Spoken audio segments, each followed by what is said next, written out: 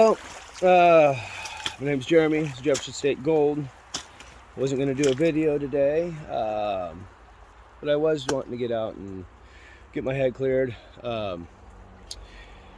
Anyways, I thought this would be a useful video. So I'm dealing with really low water conditions, and I'm running my A52 sluice, and I just brought my sluice, a bucket, a couple buckets, and a shovel. That's it. So I wouldn't have to bring a bunch of gear in. So I didn't bring my stand, but I'm going to show you basically how I'm running this thing to keep it operating where up to my satisfaction. And still running material and not having to pre-classify too heavy. I'm still letting the A52 do it. So let's get into that.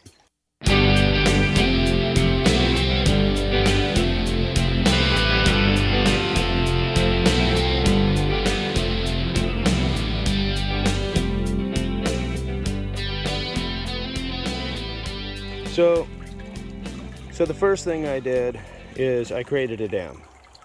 I tried to block off as much water as I possibly could. I tried to raise the water level up so I could have as much drop as I could get. That's important.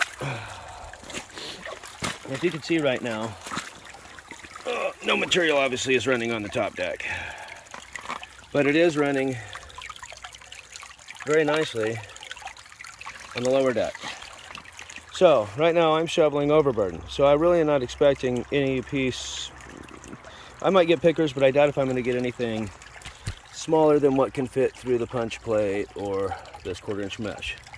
So let me show you what I'm doing. All right, so I'm getting my material, obviously taking the shovel.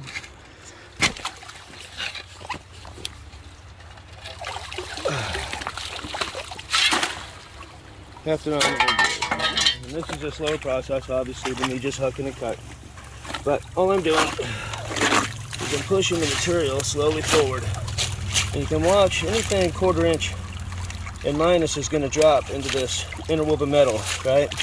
So once this, and I'm building a dam is what I'm doing with that, so that the water level is forced to go through the 1/4 inch and the velocity is up enough to get a good classification, or a good sluicing. So what happens, I obviously don't want the bigger material to fall off into the lower deck since we are dealing with lower water conditions, and I'm not aiming for any piece that big, so I'm clearing it off. What I'm doing is just pushing, kind of helping along.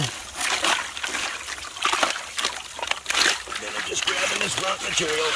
It's done. And just toss it to the side. Just opening up that first couple inches. A soup spot.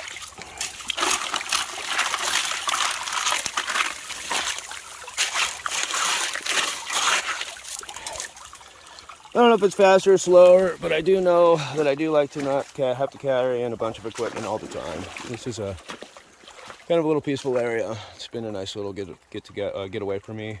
I was at something significant happen in my life, and passing of somebody that I really cared about, and so I'm just everybody processes it in their own way, I suppose. This has kind of been a way for me to unplug and remember and be able to do my own emotions. Hope you're all doing well. Hug your loved ones, and this thing works great even in low water conditions. So this was all flat. I'm just been shoveling away, making my dam as I go, and I'll show you if I find any gold. I haven't even looked. I'm just going. It's a pretty gold bearing area, so I expect maybe there'll be a couple little flecks in there. We'll see. Test, right? So a little hole there, right behind this rock, and I found some pretty good gold over here. And then yesterday, so I've been test panning, and so here I'm sitting down on this little rock, and I start swirling. So here, let me show you. I'm kind of a little tripped out here. Let's bring her back. It won't take that long before you'll... I didn't think... I mean, I expected to see a little flood, flower gold. Then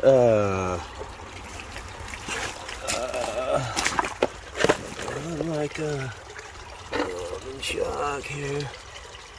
That's not very deep. Didn't sound it. Didn't sound it, but there's.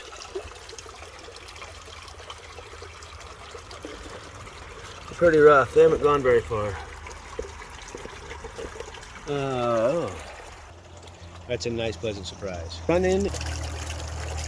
I'm running out, but I have less water than I did yesterday. We're barely getting through here. Got to do this when I get down there. I ran for just a little tiny bit yesterday, and got a little tiny little bit of flower gold. Jeez, I'm gonna keep digging and see what the hell else is under there. So I hear there's gold out there, out in them hills. Gonna head out to the woods, that's where I chill. So I'm packing my stuff, and I hit the road. Can't get there fast enough to hit the road. I'm gonna get some in time. You know what means stone cold, I'm gonna find some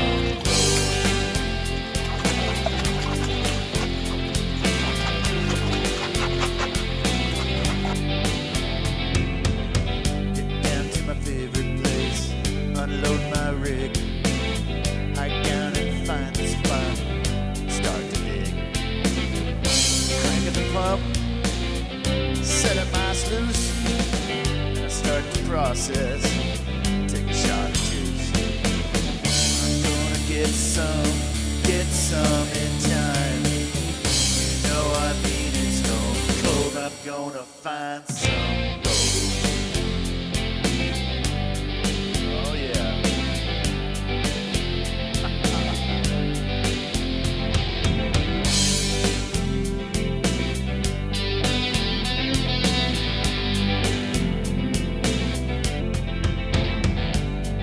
Find that gold, I'll dance and shout.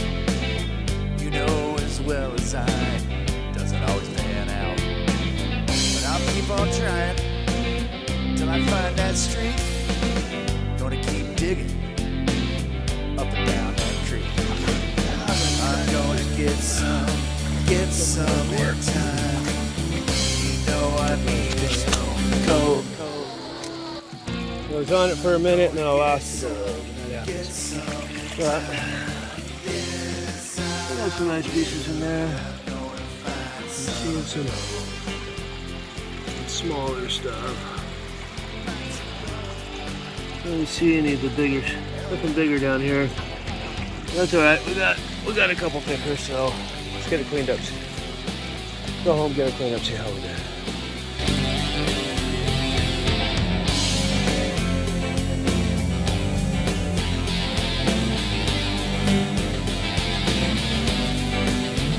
Take a little closer look at that specimen here.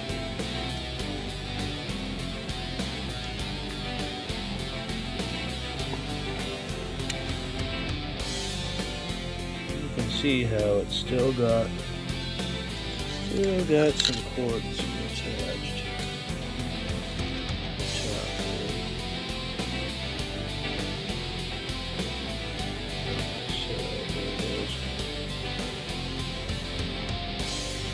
Cool.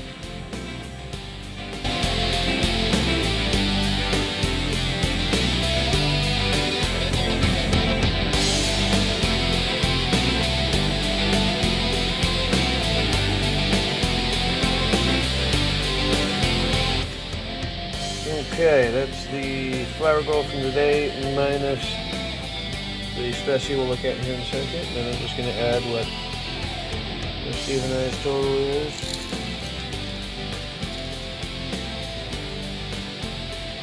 A little bit of black sand.